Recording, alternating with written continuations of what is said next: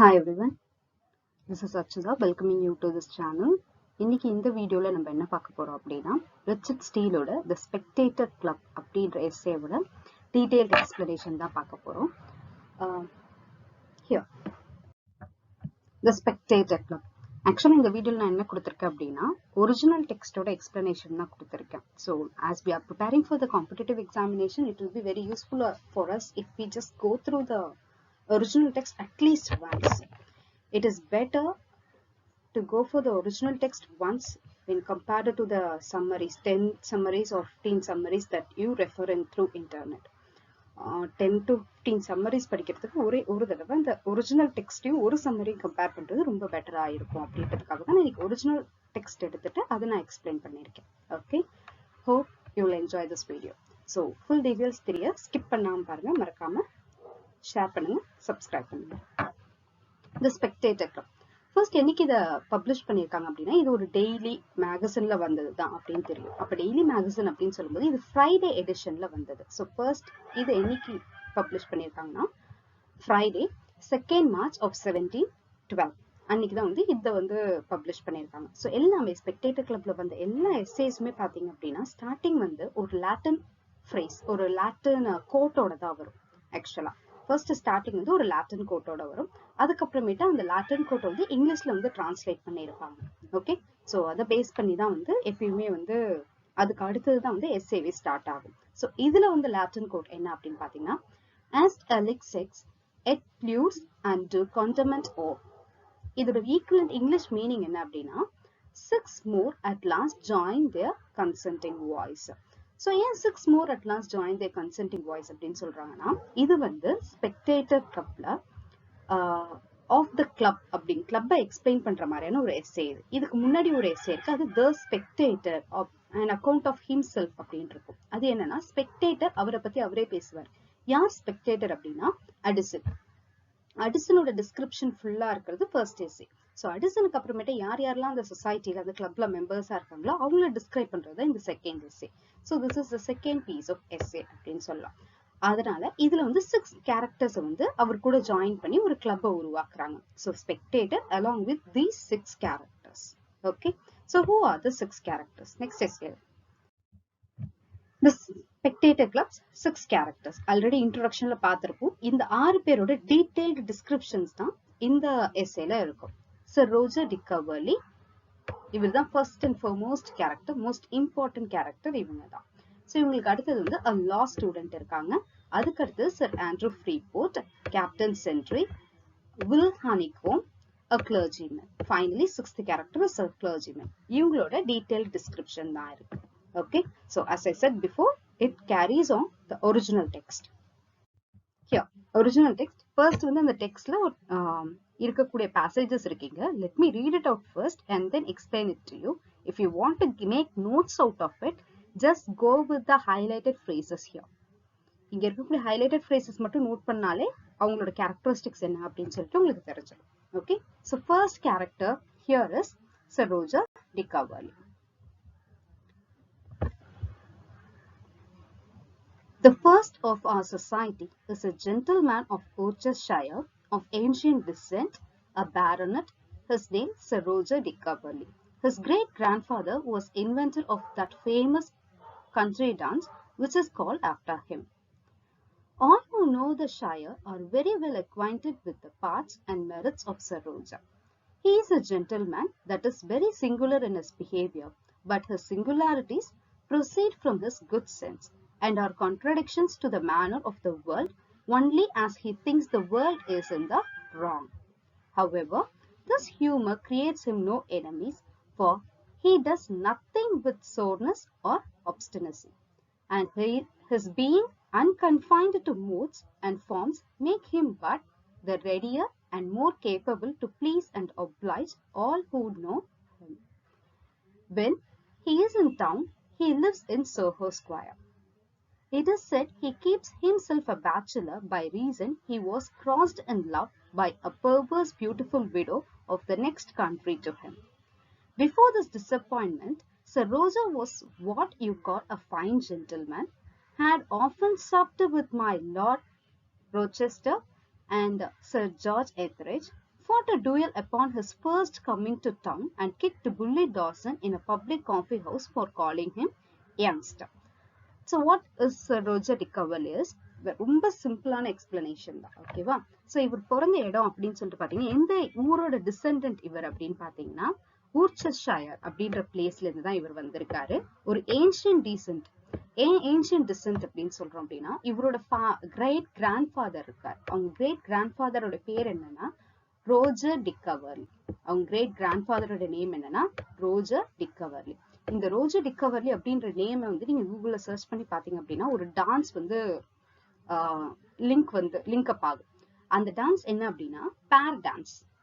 So அந்த காலத்துல ஆடக்கூடிய ஒரு பேர் டான்ஸ்க்கு வந்து அந்த பேர் இருக்கு. எப்படி இருக்குன்னா ஒரு நிறைய பேர்ஸ் இருப்பாங்க. அவங்கெல்லாம் வந்து வெர்டிக்கலோ இல்ல ஹாரிசான்டலோ லைனா நின்னுப்பாங்க. லைனா நின்னுட்டு பேரா கையை பிடிச்சி டான்ஸ் ஆடிட்டே இருப்பாங்க. ஸோ எங்க இருந்தாலுமே அவங்க வந்து பேரா தான் டான்ஸ் பண்ணுவாங்க. ஸோ இப்படி லைனா நின்னாங்க அப்படின்னா இப்படி அவங்களோட ஆப்போசிட்ல இருக்கக்கூடிய பேரை வந்து ஹோல்ட் பண்ணிட்டு டான்ஸ் பண்ணுவாங்க. அப்படி இல்லைன்னா ஒரு சர்க்குலர் பாத்ல அவங்க இருந்தா கூட எப்படி டான்ஸ் பண்ணுவாங்கன்னா ஆப்போசிட்ல அவங்க பேர் இருப்பாங்க. ஒரு பேரா வந்து ஆப்போசிட்ல இருந்து ஆப்போசிட் வந்து மாறி மாறி டான்ஸ் பண்ணிட்டே இருப்பாங்க. இந்த டைப் ஆஃப் டான்ஸ் ஒரு பால் டான்ஸ் மாதிரி தான். அதுக்கு பேர் வந்து டிகவர்லி டான்ஸ். ஓகே, அந்த டான்ஸோட நேமே வந்து அவங்களோட கிரேட் கிராண்ட் ஃபாதரோட நேம்க்கு கீழே தான் இருக்கு. So he is of a great ancestry அப்படின்னு சொல்லலாம். Next he is a baronet. Baronet அப்படின்னா ஒரு soldier, knight அப்படின்னு சொல்லலாம். Okay, so first he is a knight. அந்த knight எப்படிப்பட்ட கேரக்டரிஸ்டிக்ஸோட இருக்கார் அப்படின்னு பாத்தீங்கன்னா அவருடைய ஊர்ல யாருக்கெல்லாம் ஒரு ஊர்ச்செஸ்டயர் பத்தி தெரியுமோ அவங்க எல்லாருக்குமே சர் ரோஜர் பத்தி நல்லாவே தெரியும். Next he is of very singular in his behavior. அதாவது அவருக்கு என்ன தோணுதோ அதை மட்டும்தான் அவர் செய்வாரு. இது வந்து அவரோட குட் சென்சஸ்ல இருந்தா அவருக்கு என்ன தோணுதோ செய்வார் அப்படின்றதுனால தப்பு செய்வார் அப்படின்னு கிட்ட கிடையவே கிடையாது. He is a good man, doesn't do any harm to anyone. Okay, அவர் உண்டு ஒரு வேலை உண்டு அப்படின்னு இருப்பாரு. மேக்சிமம் இதை பார்க்கும்போது எப்படி இருக்குன்னா வேர்ல்டுக்கும் அவருக்கும் நிறைய கான்ட்ரடிக்ஷன்ஸ் இருக்க மாதிரி இருக்கும். நிறைய தப்பு கண்டுபிடிச்சிட்டே இருப்பாரு வேர்ல்டுல. பட் ஆனா இந்த தப்பு எல்லாமே வந்து இதுதான் ஸ்ட்ரெயிட் ஃபார்வர்ட், ரொம்ப வந்து ஹார்ஷ் ரியாலிட்டிஸோட எல்லாம் மிக்ஸ் பண்ண மாட்டார். He knows what is right, so he follows it. And he doesn't want anybody else to follow the same rule. அதை நீங்களும் ஃபாலோ பண்ணணும்னு சொல்லிட்டு சொல்லவே மாட்டார். நிறைய தப்பு கண்டுபிடிக்கிறாரு. அதனால இவருக்கு எனிமீஸ் இருக்குமா நிறைய பேர் அப்படின்னு கேட்டா he has no enemies. Reason என்னன்னா அவரு ரொம்ப அன்கன்ஃபைன்ட். இந்த காகலாம் ரொம்ப ஃபீல் பண்ணலாம் மாட்டாரு. யாராவது தப்பு அப்படின்னு நினைச்சாருன்னா வெரி ரெடியா ஈஸியா வந்து ப்ளீஸ் பண்ணிடுவாரு அதர்ஸ். சரியா, அவரை தெரிஞ்சவங்க எல்லாருக்குமே வந்து சாரி சொல்லணும்னா டக்குன்னு சொல்லிடுவாரு, அப்ரிஷியேட் பண்ணணும்னா அப்ரிஷியேட் பண்ணிடுவாரு. அவங்களை வந்து நல்ல ஒரு ஹியூமர் சென்ஸோட அவர் கூடவே வச்சிருப்பாரு. அந்த he doesn't have the curt word அதெல்லாம் வந்து யூஸ் பண்ண மாட்டார். ரொம்ப வந்து கைண்ட் வேர்ட்ஸ் மட்டுமே யூஸ் பண்ணி ப்ளீசிங்கா பேசுவார். அதனால he's a good person. And அவரு டவுன்ல இருக்கும்போது மோஸ்ட்லி டவுன்லயும் அவருக்கு ஒரு ஹவுஸ் இருக்கும், வில்லேஜ்லயும் அவருக்கு ஒரு ஹவுஸ் இருக்கும். டவுன்ல இருக்கும்போதுனா அவர் வந்து சோஹோ ஸ்கொயர் அப்படின்ற பிளேஸ்ல தான் இருப்பாரு. இந்த சோஹோ ஸ்கொயர் அப்படின்றது என்னன்னா place highly known for fashion. அந்த டைம்ல ஃபேஷனுக்கு ரொம்ப பேர் போன இடம். அதுல வந்து அவர் தங்கி இருப்பார். Next one is he is a bachelor. The reason is அவருடைய பக்கத்து ஊர்ல ஒரு விடோ இருந்தாங்க. அவங்களை வந்து இவர் லவ் பண்ணியிருப்பாரு. பட் ஆனா அந்த விடோ வந்து அவ்வளோ சப்போர்ட்டிவா இருந்திருக்க மாட்டாங்க. ஸோ லவ் வந்து ஃபெயிலியர்ல முடிஞ்சிருக்கும். So for that reason he remains the bachelor still. அவர் வந்து இப்போ வந்து அவருக்கு வந்து 56 years ஆகுது. இருந்தாலுமே அவர் வந்து இப்போ வரைக்குமே வந்து ஒரு பேச்சுலராகவே தான் இருந்துகிட்டு இருக்காரு. ரீசன் என்னன்னா அந்த விடோ மேல இருந்த லவ். ஓகே, அந்த ஏமாற்றம் மட்டும்தான். அதுக்கு முன்னாடி அவர் எப்படி இருந்தார், பிஃபோர் இந்த டிசப்பாயின்மெண்ட் முன்னாடி எப்படி இருந்தாருன்னா ஒரு ஃபைன் ஜென்டில்மேன். நம்ம என்ன ஒரு ஜென்டில்மேன் குவாலிட்டின்னு மேல பார்த்தோமோ எல்லாமே அவர்கிட்ட இருந்துட்டே இருந்துச்சு. ஈவன் அவர் அதுக்கு முன்னாடி யார் கூட கம்பெனில இருந்தார் அப்படின்னு பாத்தீங்கன்னா Lord Rochester.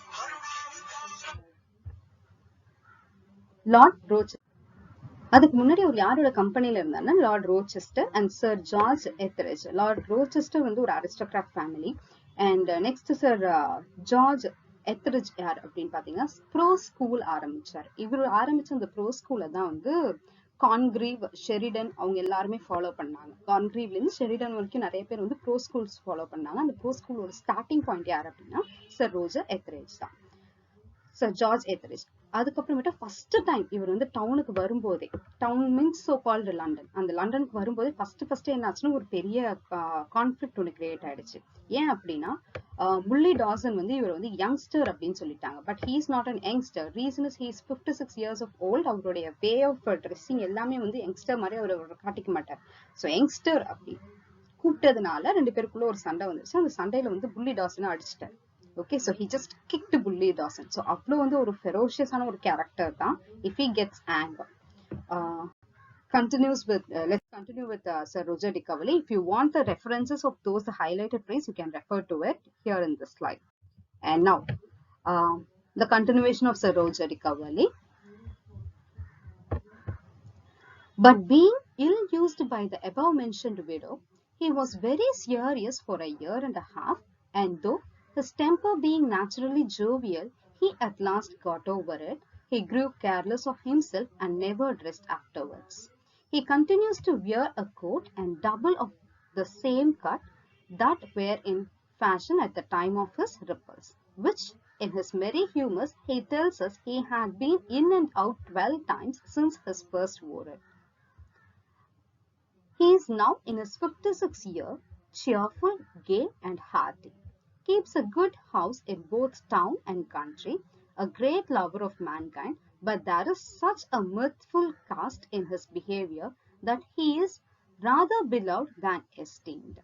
His tenants grow rich, his servants look satisfied, all the young women profess love to him, and the young men are glad of his company. When he comes into a house, he calls the servants by their names and talk all the way upstairs to a visit. I must not omit that Sir Roger is a justice of the quorum, that he fills the chair at a quarter session with great abilities, and 3 months ago gained universal applause by explaining a passage in the Game Act. So that's all about Sir Roger de Coverley. What the explanation of these things is, first, அவங்க அந்த love அஃபேருக்கு முன்னாடி வரைக்குமே ரொம்ப ஜோவியலான ரொம்ப happiest character our. But ஆனா அதுக்கப்புறம் என்ன ஆயிடுச்சுன்னா அந்த கிட்டத்தட்ட ஒரு 1.5 years வந்து அவர் ரொம்ப சீரியஸா ஆயிட்டார். ஆஃப்டர் 1.5 years கொஞ்சம் கொஞ்சமா என்ன பண்ணுனாங்க அப்படின்னு சொல்லிட்டு பாத்தீங்கன்னா, ஆஃப்டர் 1.5 years கொஞ்சம் கொஞ்சமா அவர் என்ன பண்ணாரு அப்படின்னா, he just got it back. ஆனா அதுக்கப்புறமேட்டா அவர் ரொம்ப கேர்ஃபுல். அவரை பத்தின ஒரு கேரே கிடையாது அவருக்கு. ரொம்ப அழகா ட்ரெஸ் பண்ணவும் மாட்டார் அதுக்கப்புறமேட்டா. பட் எப்படிப்பட்ட ட்ரெஸ்ஸிங் அவரோடதுன்னா, ஒரு கோட் தான் போட்டுட்டு இருப்பாரு. அந்த கோட் வந்து double of the same cut. ஒரு சைஸ் இருக்குன்னா அந்த சைஸோட டபுளா இருக்கும். ஓகேவா, டபுள் சைஸ். ஏன்னா அந்த டைம்ல வந்து அதுதான் வந்து ஃபேஷன். ஸோ அவர் வந்து ஹியூமரஸா வந்து அதை பத்தி கமெண்ட்லாம் வந்து பண்ணுவாரு. He is in 56 years. ஆனா 56 years ரொம்ப சியர்ஃபுல்லா, ரொம்ப ஹாப்பியா, ரொம்ப ஹார்ட்டியான மேனா இருப்பாரு. அது மட்டும் இல்லாம அவருக்கு வந்து டவுன்லயும் ஒரு ஹவுஸ் இருக்கு, கண்ட்ரிலயும் ஒரு ஹவுஸ் இருக்கு, and a great lover of mankind. எல்லாரையும் வந்து ஈக்குவலா ட்ரீட் பண்ணுவாரு. மேபி அந்த ரீசனுக்காகவோ என்னன்னு தெரியல, எல்லாருக்குமே இவரை ரொம்ப பிடிக்கும். இவருக்கு மேல ஒரு எஸ்டீம்டு பொசிஷன்ல பாக்குறதுல பிலவ்டா தான் இவங்க எல்லாருமே இவங்களை பார்த்துட்டு இருந்தாங்க. அதுக்கப்புறமேட்டு அவரோட டெனன்ட்ஸ் எல்லாருமே வந்து ரிச்சா இருந்தாங்க. அவரோட சர்வன்ட்ஸ் எல்லாருமே ரொம்ப ஹாப்பியா இருந்தாங்க. All the young women likes him. And the same way இவர் எப்ப வந்து இவரோட கம்பெனி வந்து எல்லாருக்குமே ரொம்ப பிடிக்கும். இவரை யாராவது பார்க்கணும் அப்படின்னு சொல்லிட்டு நினைச்சிருந்தாங்க கூட இவர் கூட ஜாயின் பண்ணி அந்த இடத்த சுத்தி பார்க்கறதுக்கு ரொம்பவே வந்து விரும்புவாங்க. எல்லா சர்வன்ட்ஸையும் இவர் வந்து பேர் சொல்லிதான் கூப்பிடுவாங்க. சர்வன்ட் அப்படின்ற ஒரு டிஸ்டன்ஸ் மெயின்டைன் பண்ண மாட்டார். பேர் சொல்லி கூப்பிடுவாரு. அவங்க கூட ஹாப்பியா பேசுவாங்க. ஒரு குட் கான்வர்சேஷன் இருக்கும். அது மட்டும் இல்லாம he is a justice of the quorum அப்படின்னு சொல்லும்போது கோர்ட்ல இருக்கக்கூடிய பேனல் ஆஃப் ஜட்ஜஸ்ல இவரும் ஒருத்தவர். குவார்டர் செஷன்ல மட்டும்தான் வந்து போயிட்டு கேசஸ் வந்து சால்வ் பண்ற எபிலிட்டிஸ் இவருக்கு உண்டு. ரொம்ப ஃபெமிலியர் என்னன்னா 3 months முன்னாடி கூட ஒரு கேம் ஆக்ட்ல வந்து இவருடைய ஜட்மெண்ட் வந்து கொடுத்திருந்தார். அது என்ன கேம் ஆக்ட் அப்படின்னா, போச்சிங் அப்படின்னு சொல்லுவோம். ஹர்ட்ஸ் ஆடு மாடெல்லாம் இருக்கும், அதை வந்து விற்கும் போது வந்து இல்லீகலா வந்து வியாபாரம் பண்ணுவாங்க. அந்த இல்லீகலா வாங்கக்கூடாது அப்படின்றத வந்து அதுக்காக ஒரு ஆக்ட் ஒன்று கிரியேட் பண்ணியிருந்தாங்க. அதுதான் வந்து game act. So this is about Sir Roger de Coverley. So now we shall move to next one. Next character, that is student of law. So who is the student of law? The gentleman next in esteem and authority among us is another bachelor who is a member of the inner temple, a man of great probity, wit and understanding. But he has chosen his place of residence rather to obey the direction of an old humoursome father than in pursuit of his own inclinations. He was placed there to study the law of the land and is the most learned of any of the house in those of the state. Aristotle and Longinus are much better understood by him than Littleton or Cook. The father sends up every post questions relating to marriage articles, leases and tenures in the neighborhoods, all which questions he agrees with an attorney to answer and take care of in the lump. He is studying the passions themselves.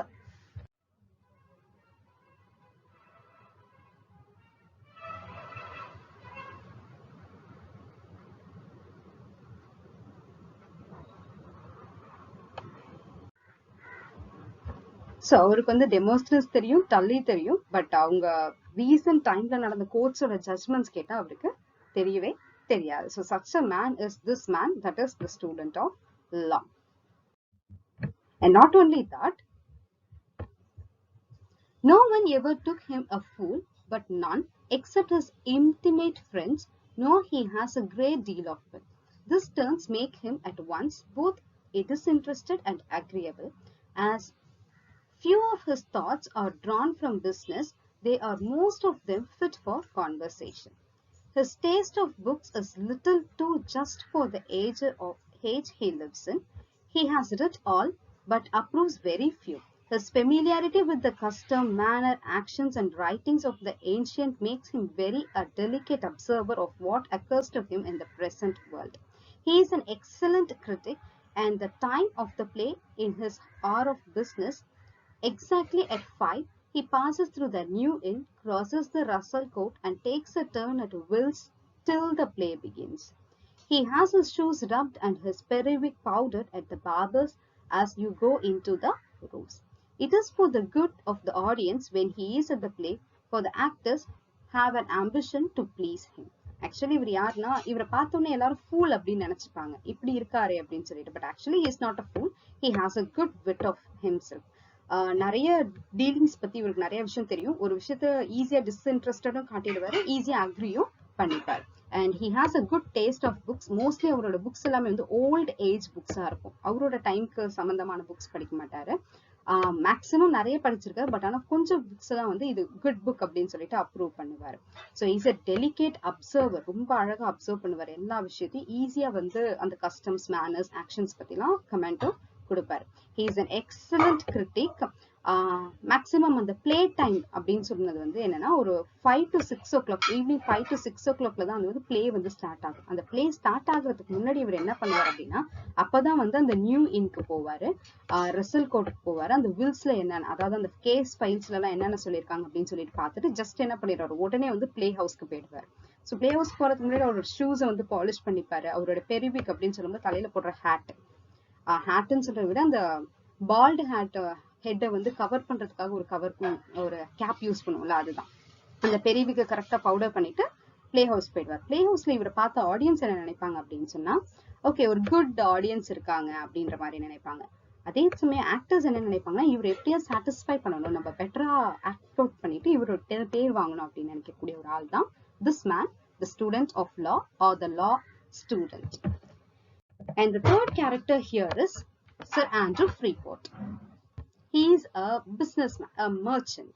The person of next consideration is Sir Andrew Freeport, a merchant of great eminence in the city of London, a person of indefatigable industry, strong reason and great experience. His notions of trade and art are noble and generous, and every rich man has usually some sly way of jesting, which would make no great figure were he not a rich man. He calls the sea the British common. He is acquainted with commerce in all its parts and will tell you that it is a stupid and barbarous way to extend domain by arms, for true power is to God by arts and industry. He will often argue that if this part of our trade were well cultivated, we should gain from one nation and if another from another. I have heard him prove that diligence make a more lasting acquisition than valor, and that sloth has ruined more nations than the sword. He abounds in several frugal maxims, amongst which the greatest favourite is, a penny saved is a penny caught. A general trader of good sense is pleasanter company than a general scholar. And Sir Andrew, having a natural, unaffected eloquence, the perspicuity of his discourse gives him the pleasure that wit would in another man. He has made his fortunes himself, and says that England may be richer than other kingdoms by as plain method as he himself is richer than other men. Though at the same time I can say this of him, that there is not a point in the compass but blows home a ship in which he is an owner. So what is actually Sir Andrew Freeport is, he is a man of merchant, he is a merchant சொல்லிட்டோம். அவருக்கு இந்த commerce பத்தின எல்லா டீடைல்ஸுமே தெரியும். Okay, great eminence இருக்கு. City of லண்டன்ல best merchant அப்படின்னு சொல்லணும்னா அதுக்கு இவரை வந்து எக்ஸாம்பிளா சொல்ல முடியும். And he is a person of indefatigable industry அப்படின்னா highly hardworking person, strong reason இருக்கும் இவர்கிட்ட, கிரேட் எக்ஸ்பீரியன்ஸும் இருக்கு இவர். அது மட்டும் இல்லாம ட்ரேட் எப்படி இருக்கணும்னா நோபலாவும் ஜெனரஸாவும் தான் இருக்கணும்னு நினைச்சா, தப்பான வழியில பணம் சம்பாதிக்கணும் அப்படின்ட்டு இவர் நினைச்சதே கிடையாது. சிய வந்து என்ன பேர் சொல்லி கூப்பிடுவார்னா பிரிட்டிஷ் காமன் அப்படின்ற நேம் சொல்லி தான் இவர் வந்து கூப்பிடுவார். நெக்ஸ்ட் ஒன் என்ன அப்படின்னா, இவரோட பாலிசிஸ் என்ன அப்படின்னா, இப்போ ஒரு டொமைனை கிரியேட் பண்ணணும் அப்படின்னா, டொமைன்னா இப்போ இன்னொரு நாட்டையும் நீங்க கைப்பற்றணும், இல்லை உங்களோட நாடை வந்து எக்ஸ்டெண்ட் பண்ணணும் அப்படின்னா அதுக்காக வார் கிரியேட் பண்ணணுன்ற அவசியமே கிடையாது. ஈஸியா என்ன பண்ணலாம், ஆர்ட்ஸாலையும் இண்டஸ்ட்ரின்ற வேர்டோட இங்க மீனிங் என்னன்னா ஹார்ட் ஒர்க்காலையும் உங்களால உங்க டொமைன் வந்து எக்ஸ்டெண்ட் பண்ணிக்க முடியும். டோன்ட் யூஸ் வார் அப்படின்னு சொல்ல, பீஸ் லவர் தான் இவரும். அது மட்டும் இல்லாம இப்படி இங்கிலாந்து இருந்தது அப்படின்னா இங்கிலாந்து வந்து ஈஸியா வந்து அதோட டொமைனை வந்து எக்ஸ்டெண்ட் பண்ணியிருக்கோம் அப்படின்னு சொல்லுவார். அது மட்டும் இல்லாம ஒரு கண்ட்ரியை வந்து பத்திரமா பாதுகாக்கணும் அப்படின்னா அதுக்கு வந்து வேலர் தான் தேவை. அதாவது போர் செய்யக்கூடிய அந்த தந்திரம், கரேஜ் தான் தேவைன்னு கிடையாது. டெலிஜென்ஸ் இருந்தா, அதாவது ஹார்ட் ஒர்க்கிங் கெப்பாசிட்டி இருந்தாலே ஒரு கண்ட்ரியை வந்து நம்ம இம்ப்ரூவ் பண்ணிட முடியும், டெவலப் பண்ணிடலாம். அதே மாதிரி ஒரு கண்ட்ரி வந்து ரொம்ப டவுன்வர்ட்ஸ்ல போயிட்டு இருக்கிறதுக்கு ரீசன் என்னன்னா வார் கிடையாது, சோர்ட் தான் ரீசன்றது கிடையாது, ஸ்லாத் தான் மெயின் ரீசன். ஸ்லாத்னா என்னன்னா சோம்பேறித்தனம். அங்க இருக்கக்கூடிய சிட்டிசன்ஸ் வந்து எல்லாம் லேசியா இருந்தாங்க அப்படின்னா ஒரு கண்ட்ரி வந்து கண்டிப்பா எக்கனாமிக்கலா வீக்கா தான் இருக்கும். அவர் ஃபாலோ பண்ணக்கூடிய பாலிசிஸ்ல மெயின் பாலிசி என்னன்னா penny saved is a penny got. கொஞ்சமா கிடைச்சாலும் அதை வந்து சேவ் பண்ணி எப்படி செலவு பண்ணணும் அப்படின்றது அவருக்கு தெரியும். So he is a good trader and he knows everything. ஒரு ட்ரேடருக்கு ரொம்ப முக்கியமானது என்னன்னா எலாக்குவன்ஸ். அவருக்கு வந்து ரொம்ப கிரேட் ஸ்காலர்லி ஜென்ரலா இருக்கணும்ன்ற அவசியம் கிடையாது. நல்லா பேசக்கூடிய அந்த எலாக்குவன்ஸ் இருந்துச்சுன்னா, கஸ்டமர் ஃப்ரெண்ட்லியா பேசக்கூடியது தெரிஞ்சிச்சுன்னா அதுவே போதும். So he is that man of customer friendly attitude and he has such a wit in him. And for that reason he has little fortunes. அவர்கிட்ட அவரோட ஃபார்ச்சுன்ஸ் இருக்கு, அதுவே அவருக்கு ரொம்ப போதுமான ஒரு விஷயம். He is a little rich man. அவரை பொறுத்தளவுக்கு அவர் வந்து ரொம்ப ரிச் தான். And what the author that is Steele says of him is, ஒரு நாள் இல்ல ஒரு நாள் ரொம்ப பெரிய ரிச் ஷிப் ஓனரா இவர் ஆறதுக்கு கூட சான்சஸ் இருக்கு அப்படின்னு இவர் சொல்லியிருக்காரு. That's all about Sir Andrew Freeport, a merchant, a hard-working merchant. And next one here is Captain Sentry. Captain Sentry maybe யாரா இருக்கலாம் அப்படின்னா Steele describing of himself அப்படின்னு சொல்லலாம். ஏன்னா கேப்டன்னு சொல்லிட்டோம். கேப்டன்னா military man. Steele is also a military man. Okay, அந்த ஆஸ்பெக்ட்ல பார்க்கும்போது மேபி ஸ்டீல் வந்து அவரோட ஆட்டோபயோகிராபிக்கல் எலிமெண்ட்டை கொண்டு வந்து ஒரு கேரக்டரிஸ்டிக்ஸா இங்க உருவாக்கி இருக்காரா அப்படின்னு சொல்லிட்டு கூட யோசிச்சுக்கலாம். Okay, so who is this Captain Sentry? Next to Sir Andrew in the club room sits Captain Sentry, a gentleman of great courage, good understanding, but invincible modesty.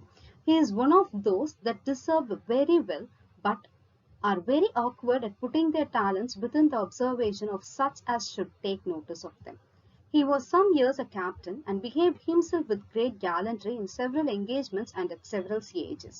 But having a small estate of his own and being next higher to Sir Roger, he has quitted a way of life in which no man can rise suitably to his merit, who is not something of a courtier as well as a soldier. I have heard him often lament that in a profession where merit is placed in so conspicuous a view, impudence should get the better of modesty. When he has talked to this purpose, I never heard him make a sore expression, but frankly confessed that he left the world because he was not fit for it. A strict honesty and an even regular behavior are in themselves obstacles to him that must press through crowds, who endeavor at the same end with himself the favor of a commander. So what he says is, actually இவர் எப்படிப்பட்ட character அப்படின்னா, a man named Captain Sentry, ஒரு gentleman of great courage, ஒரு military man சொன்னவே தெரிஞ்சிடும், ஒரு soldier, அவருக்கு உண்டான courage அவருக்கு இருக்கும், good understanding இருக்கும், but only one thing என்னன்னா invincible modesty. அவருக்கு வந்து தப்பா யாரையும் வந்து பேட்டர்ன் பண்ண தெரியாது. ஓகே, அதனால அது மட்டும் தான் இவர்கிட்ட இல்லை. ஒரு ஹையர் அஃபீஷியல் சொல்லிட்டாங்கன்னா அவங்க என்ன சொன்னாலும் அதை செய்யணும் அப்படின்ற அந்த ஒரு மாடஸ்ட் கெப்பாசிட்டி இவருக்கு கிடையாது. அவர் ஹைலி டேலண்டட், பட் அவரோட டேலண்ட் எல்லாமே தெரிய வேண்டிய கண்ணுக்கு தெரியாமலே போயிடுச்சு. ஸோ ஃபார் சம் இயர்ஸ் ஒரு கொஞ்சம் வருஷம் ஒரு கேப்டனாகவும் இருந்திருக்காரு. நிறைய என்கேஜ்மெண்ட்ஸ்ல நிறைய சிஏஜஸ்ல இவரோட பெஸ்ட்டை வந்து இவர் கொடுத்திருக்காரு. அவருக்குன்னு ஒரு ஸ்மால் எஸ்டேட் மட்டும் தான் இருக்கு. பட் ஆனா ஒரு ரீசனுக்காக இவர் வந்து என்ன பண்ணிட்டாருன்னா குவிட் பண்ணிட்டு வந்துட்டாரு எல்லாத்தையுமே. ரீசன் என்னன்னு இவர் கொடுக்குறாரு அப்படின்னா, ஒரு ப்ரொஃபஷன், அதுவும் வந்து பெஸ்ட் ப்ரொஃபஷன் எங்க வந்து உங்களோட டேலண்ட் மட்டும், அதாவது உங்களோட மெரிட் மட்டும் காட்ட வேண்டிய இடமோ அங்க ஆக்சுவலா மெரிட்டை பாக்குறதே கிடையாது, மாடஸ்ட மட்டும் தான் பார்த்து வேலை கொடுக்குறாங்க. இந்த ஒரு ரீசனுக்காக தான் நான் என்ன பண்ணேன், அங்க வந்து நான் ஃபிட் கிடையாது அந்த ப்ரொஃபஷனுக்கு அப்படின்றதுனால நானே வெளியில வந்தேன் அப்படின்னு சொல்லிட்டு இவர் சொல்றாரு. ஆக்சுவலா அவர் மீன் பண்றது என்ன அப்படின்னு பாத்தீங்கன்னா, அவரோட பிஹேவியர் என்னன்னா ரொம்ப ஸ்ட்ரிக்ட் ஆனஸ்டி, ரெகுலர் பிஹேவியர் இருக்கும். ஓகே, ஒரு க்ரௌடு கூட இருந்தோம் அப்படின்னா இவர் மட்டும் தனியா தான் தெரிஞ்சிட்டு இருப்பார். அந்த க்ரௌட் கூட வந்து மிங்கிள் ஆகவே மாட்டார். அதனாலேயே மோஸ்ட்லி இவருக்கு வந்து ஒரு பெரிய டிராபேக்காவே இருந்துச்சு. ஒரு ஹையர் அஃபீஷியல் இருக்காங்க அப்படின்னா மேக்சிமம் அவங்களுக்கு வந்து ஒரு பேட்ரனைஸ் பண்ற மாதிரிலாம் இவர் எதுவுமே செய்ய மாட்டார். ஓகேவா, அவர் உண்டு அவர் வேலை உண்டுன்னு இருக்கிறதுனால இவரை நிறைய பேருக்கு பிடிக்காம போச்சு. அந்த இடம் வந்து இவருக்கு செட் ஆகுற மாதிரி இல்லை. அதாவது அடுத்தவங்களுக்காக இவர் வேலை செய்யறது பிடிக்காது. அவரோட ஒர்க் என்னவோ அதை ஸ்ட்ரிக்டா செய்யணும்னு நினைச்சார்.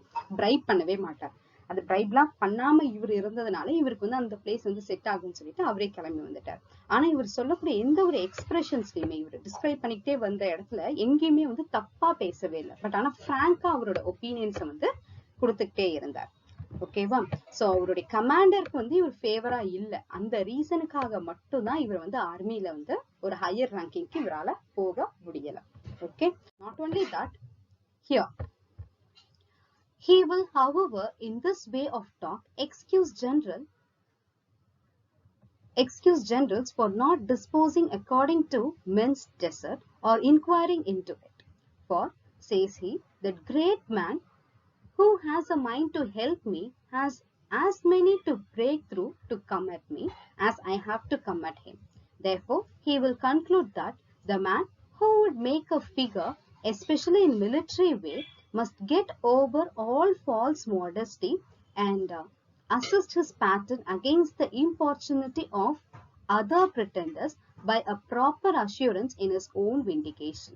He says it is a civil cowardice to be backward in asserting what you ought to expect, as it is a military fear to be slow in attacking when it is your duty. With this candor does the gentleman speak of himself and others. The same frankness runs through all his conversation.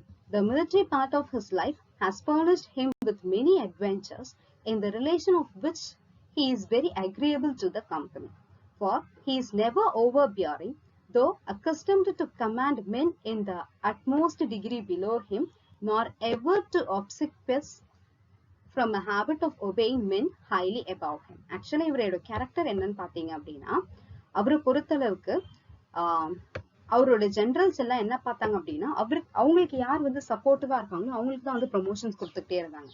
நிறைய பேர் help பண்ணணும் அப்படின்னு நினைச்சாங்க, but ஆனாலும் அவங்களால help பண்ணவே முடியல.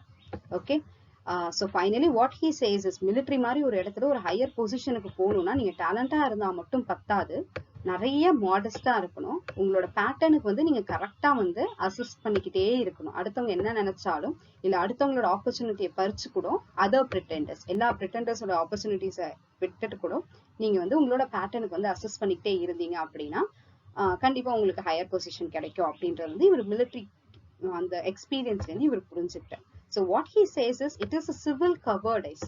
உங்களுக்கு கிடைக்க வேண்டிய ஒரு விஷயம், உங்களுக்கு என்ன டிசர்வ், நீங்க என்ன டிசர்வ் பண்றீங்கன்னா அதை நீங்க எக்ஸ்பெக்ட் பண்ணல அப்படின்னா அதுவே ஒரு cowardice. So am I not fit for this நீங்க நினைக்க கூடாது. I'm fit for this and I really deserve it அப்படின்னு நீங்க நினைக்கணும். ஸோ அதுக்கு அவர் ஈக்குவலண்டா என்ன சொல்றாரு அப்படின்னா, இது எதுக்கு ஈக்குவேட்டா இருக்கும் அப்படின்னா, மிலிட்ரியில போயிட்டு, அதாவது நீங்க ஃபைட் பண்ண வேண்டிய இடத்துல ஸ்லோவா ஃபைட் பண்ணீங்கன்னா அது எவ்வளவு பெரிய தப்போ அதே மாதிரி தான் உங்க டிசர்வ் பண்ண வேண்டிய விஷயம் உங்களுக்கு கிடைக்காம போச்சுன்னா அதை விட்டுட்டு இருக்கிறதும் அப்படின்னு சொல்லுவார். இவ்வளவு கமெண்ட்ஸ் இவர் கொடுத்திருந்தாலும் அவர் பிராங்கான கமெண்ட்ஸ் தான் வந்து பாஸ் பண்ணுவாரே தவிர எதையுமே மறைச்சு பாஸ் பண்ண மாட்டார். So he does no overbear. அப்படின்னா அவருக்கு கீழே இருக்கிறவங்கள அவ்வளவு அழகா கமெண்ட்டும் பண்ணுவாரு, கமெண்ட் பண்ணவும் செய்வாரு. அதே மாதிரி அவங்க கீழே இருக்கவங்க நல்ல விஷயம் செஞ்சாங்கன்னா அதை கரெக்டா அப்ரிஷியேட் பண்ணுவாரு. அவங்களோட ஹையர் அத்தாரிட்டிஸ் தப்பு பண்ணாலும் அதையும் சொல்லுவாரு. அவங்கள எந்த ஒரு இடத்துலயுமே வந்து டிஸ்ஒபே பண்ணவும் மாட்டாரு. அட் த சேம் டைம் அவங்களோட ஹையர் ரேங்க் வந்து கீழே இறக்குற மாதிரியும் பேச மாட்டாரு. So that's the man of Captain Sentry, a good modest man and a ex-military man. And the fifth character, most interesting character, but of women attitude, women world la most interesting character yarna Will Honeycomb. But that our society may not appear a set of humorists acquainted with the gallantries and pleasures of the age, we have among us the gallant Will Honeycomb, a gentleman who, according to this years, should be the decline of his life, but having ever been very careful of his person and always had a very easy fortune, time has made but very little impression either by wrinkles on his forehead or traces in his brain. His pattern is well turned and of a good height. He is very ready at the sort of discourse with which men usually entertain women. He has all his life dressed very well and remembers habits as others do men. He can smile and when one speaks to him and laughs easily.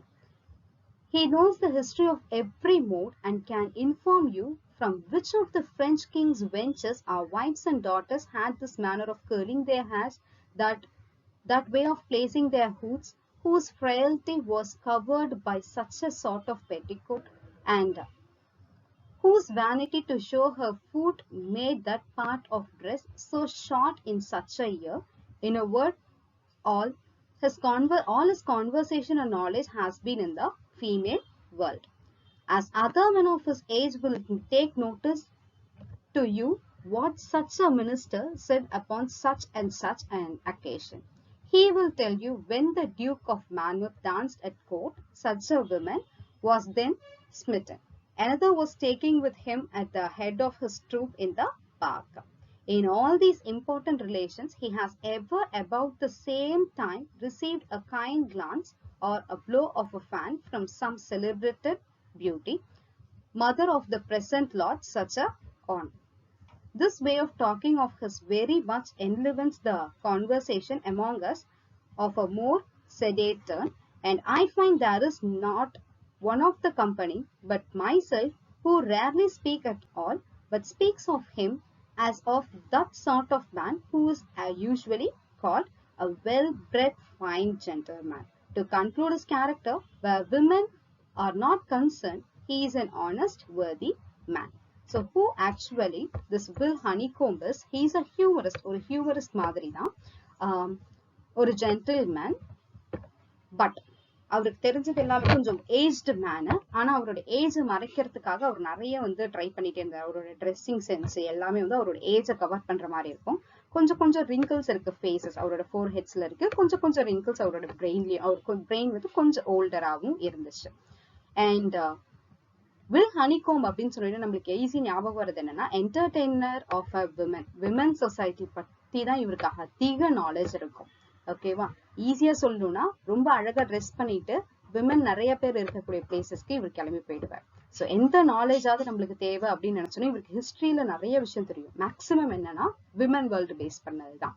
So ஈஸியா வந்து இப்போ ஒரு women எப்படி dress பண்ணிருக்காங்களோ அவங்க dress வந்து எந்த ஆன்சஸ்ட்ரில இருந்து வந்தது அப்படின்னு கேட்டோடனே அவர் டக்குன்னு எடுத்து சொல்லிடுவாரு. ஸோ எந்த பிரெஞ்சு கிங்கோட வெஞ்சஸ் அப்படின்னா ஒய்ஃப் ஆஃப் டாட்டர்னு சொல்லலாம். ஸோ எந்த பிரெஞ்சு கிங்கோட ஒய்ஃபோ டாட்டரோ இந்த மாதிரி ட்ரெஸ் பண்ணியிருந்தாங்க, ஹேர் எப்படி கர்ல் பண்ணியிருந்தாங்க, அவங்களுடைய ட்ரெஸ்ஸஸ், ஷார்ட்டர் ட்ரெஸ்ஸஸ், அவங்க ஃபுட் தெரியிற மாதிரி ட்ரெஸ்ஸஸ்லாம் யார் யார் எப்பப்போ வந்து ஸ்டார்ட் பண்ணாங்க, எப்படி வந்து யூஸ் பண்ணிட்டு இருந்தாங்க அப்படின்ற அந்த ஹிஸ்டரி வந்து கணக்கட அவர் என்ன பண்ணுவாருன்னா ரெஃபர் பண்ணி காட்டிக்கிட்டே இருப்பார். A man of women history அப்படின்னு சொல்லலாம். மேக்சிமம் அந்த டைம்ல இருக்கக்கூடிய மென் என்ன பண்ணிட்டு இருப்பாங்க அப்படின்னு பாத்தீங்கன்னா பார்லிமெண்டரி டிஸ்கஷன்ஸ் தான் இருக்கும். மினிஸ்டர் என்னென்ன சொன்னாங்க அப்படின்னு பேசிட்டு இருப்பாங்க. பட் ஆனா இவருடைய கான்சென்ட்ரேஷன் எங்க இருக்குன்னா டியூக் ஆஃப் மேன்மத் எந்த விமன் கூட டான்ஸ் பண்றாரு, எந்த விமன் கூட பார்க்குக்கு போறாரு, அவர் கூட டான்ஸ் பண்ணிட்டு இருக்கும்போது எத்தனை பேர் அவங்கள பார்த்தாங்க, எத்தனை பேர் அவங்கள பார்க்கல, எத்தனை பேர் இவரை பார்த்தாங்க அப்படின்ற மாதிரியான ஃபுல் டீடைல்ஸ் வந்து இவரால சொல்ல முடியும். He is a good observer. எக்ஸாக்டா அப்சர்வ் பண்ணுவாரு. பக்கத்துல இருக்கவங்க எல்லாம் என்னென்ன பண்ணிட்டு இருக்காங்க, உங்களுக்கு சுத்தி இருக்கக்கூடிய விமன் வேர்ல்ட் என்ன பண்ணுது அப்படின்றதோட நாலேஜ் இவருக்கு ரொம்ப ஜாஸ்தியா இருக்கும். இவர் கூட பேசிட்டே இருந்தாலும் ஒரு குட் கான்வர்சேட்டிங் மேன் தான். ஸோ ஃபைன் ஜென்டில்மேன் அப்படின்னு சொல்லுவோம். ஆனஸ்ட் அண்ட் வர்தி மேன் கூட சொல்லலாம். பட் எப்ப அப்படின்னா விமனை கன்சிடர் பண்ணல அப்படின்னா he is an honest and a worthy gentleman. So Will Honeycomb அப்படின்னாலே women world ஞாபகம் வரணும். Okay, so the next character here is last and final one is the clergyman. The sixth final character is clergyman. So who is the clergyman? Clergyman சொன்ன உடனேவே வந்து ஞாபகம் வரணும் patriot, churchman, preacher அப்படின்னு ஞாபகம் வரும். I cannot tell whether I am to account him whom I am next to speak of as one of our company, for he visits us but seldom. But when he does, it adds to every man else a new enjoyment of himself. He is a clergyman, a very philosophic man of general learning, great sanctity of life, and the most exact good breeding. He has the misfortune to be of a very weak constitution, and consequently cannot accept such cares and business as preferments in his function would oblige him to. He is therefore among divines what a chamber councillor is among lawyers. The probity of his mind and the integrity of his life create him followers, as being eloquent or loud advances others. He seldom introduces the subject he speaks upon, but we are so far gone in years that he observes what he is among us, and earnest to have him fall on some divine topic, which he always treats with much authority, as one who has no interest in this world, as one who is hastening to the object of all his wishes and conceives hope from his decays and infirmities. So what he says of this clergyman is, he is a well-developed, well-brought up clergyman. அடிக்கடி அவங்கள பார்க்க வர மாட்டாரு, கொஞ்சம் எப்பயாவது தான் பார்க்க வருவாரு. பார்க்க வரும்போது ரொம்ப என்டர்டெய்னிங்கா இருக்கும், ரொம்ப என்ஜாய்மெண்டா இருக்கும் எல்லாருக்குமே. So a man, philosophic man, great learning, நிறைய விஷயம் அவருக்கு தெரியும். ஒரு ஹோலி லைஃப் அவரை பார்த்த உடனேவே நம்மளுக்கு தெரிய முடியும். ஒரு குட் ப்ரீடிங்ல இருந்து தான் வந்திருக்காரு. பட் என்ன அப்படின்னா he is weak in constitution. weak in constitution அப்படின்னா ஒரு ஜெனரல் கேதரிங்க்கு வந்த இடத்துல எல்லாம் வந்து இவர் ப்ரீச் பண்ணவோ கவுன்சில் பண்ணவோ மாட்டார். பிரைவேட் கவுன்சிலிங் தான் கொடுப்பாரே தவிர பப்ளிக் கவுன்சிலிங் வந்து அவருக்கு அந்த அளவுக்கு கொடுக்க மாட்டார். ஓகேவா? ஸோ அதுதான் சேம்பர் கவுன்சிலர். சேம்பர் கவுன்சிலர்னா பிரைவேட் கவுன்சிலிங் தான் கொடுப்பாரே தவிர பப்ளிக் கவுன்சிலிங் கொடுக்க மாட்டார். Man of down to earth person. அவரோட மைண்ட் ஃபுல்லா வந்து இன்டெகிரேட்டட் மைண்ட் தான் இருக்கும். லைஃப் மேலேயும் ஒரு பெரிய இன்டெகிரிட்டி உண்டு. சேம் அவர் இந்த ரெண்டு ரீசனுக்கு தான் அவருக்கு நிறைய ஃபாலோவர்ஸ் இருக்காங்க. ஓகேவா? எப்படி வந்து எலாக்குவென்ட் அண்ட் லவுடா இருக்கிறவங்களுக்கு நிறைய ஃபாலோவர்ஸ் இருப்பாங்களோ அதே மாதிரி இவருடைய கைண்ட் காம்னஸ்க்கும் நிறைய ஃபாலோவர்ஸ் இருந்தாங்க. நிறைய இவருக்கு வந்து அந்த ரிலீஜியஸ் சர்மன்ஸ் பத்தி நிறையவே தெரியும். அவர் வந்து எந்த ஒரு டாபிக்க பேச சொன்னாலும் எப்ப வேணா பேசுவாரு. பட் ஆனா மோஸ்ட்லி இவங்க யாருமே அந்த மாதிரி அவுட்வர்ட் டாபிக்ஸ் வந்து கேட்டதுக்கு இவங்களா கேட்டா வேணா பேசுவாரே தவிர எந்த டாபிக்கு இவரா சஜஸ்ட் பண்ணி இதை பத்தி பேசலாமே அப்படின்னு சொல்லவே மாட்டார். So he is such a good kinded person. அவருக்கு அவுட்டர் வேர்ல்ட்ல வந்து லிசன் பண்றதுக்கு ரொம்ப பிடிக்குமே தவிர இனிஷியேட் பண்றதுக்கு அந்த அளவுக்கு விருப்பம் கிடையாது. So he is such an earnest man. அவர் வந்து ஒரு டாபிக்ல பேசுங்க அப்படின்னு சொன்னோம்னா அவர் பேசும்போது எப்படி இருக்கும்னா ரொம்ப அத்தாரிட்டேட்டிவா இருக்கும், ரொம்ப அழகாவும் இருக்கும். The way he talks will make us to follow him the most. அவர் அப்படியே கம்ப்ளீட்டா ஃபாலோ பண்ணலாமே அப்படின்னு நம்மளுக்கு தோன்ற மாதிரி இருக்கும். அவரோட பேசும்போது எப்படி இருக்கும் அப்படின்னா ரொம்ப ஈஸியா வந்து அத்தாரிட்டேட்டிவ் டோன்ல வந்து அவர் பேசுவார். And the same one, he doesn't have most interest on this world. ஒரு clergy அப்படின்னு சொல்லணும் ஒரு religious spiritual ideas தான் இருக்குமே தவிர worldly pleasures மேல அவருக்கு எந்த விஷயமே கிடையாது. எந்த ஆப்ஜெக்ட்ஸ் மேலயுமே அவருக்கு வந்து விஷஸ் கிடையாது. எவ்வளவுதான் அவருக்கு வந்து டீகேஸும் இன்ஃபர்மிட்டிஸும் இருந்தாலும், அதாவது அவருடைய full and full bad timesல கூட அவர் வந்து ஹோப்பை மட்டும் விட்டதே கிடையாது. So he is such a hopeful man, even though in his adverse situation. So that's all about the characters. So these are my ordinary companions. So these 6 peoples are the ordinary companions of Richard Steele in The Spectator, or you can call Addison's companions, that is the Spectator's companions. So that's all about this video. This source text has been taken from Sir Roger de Coverley essays from The Spectator. In the book la eduthirukom. So thanks for listening. If you like, subscribe to it and share to your friends. Thank you.